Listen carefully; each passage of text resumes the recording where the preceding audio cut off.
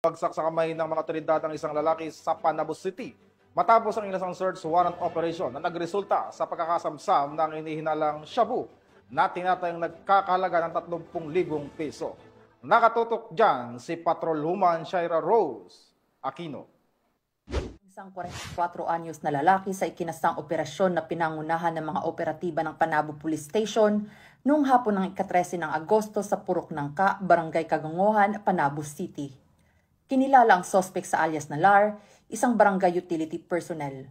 Sa bisa ng search warrant, hinalughog ng mga otoridad ang tirahan ng suspect na nagresulta sa pagkakakumpiska ng humigit kumulang 4.5 grams ng hinihinalang shabu na may standard drug price na 30,600 pesos at iba pang drug paraphernalia. Si Lar pansamantalang nakakulong ngayon sa nasabing istasyon at naharap sa kasong paglabag sa Republic Act No. 9165 o ang Comprehensive Dangerous Drugs Act 2002.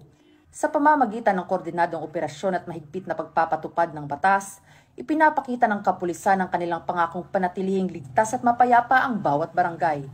Mula rito sa Police Regional Office 11, ako ang inyong PNN correspondent, Patrolwoman Shaira Rose Aquino, alagad ng batas, tagataguyod ng Balitang Pulis.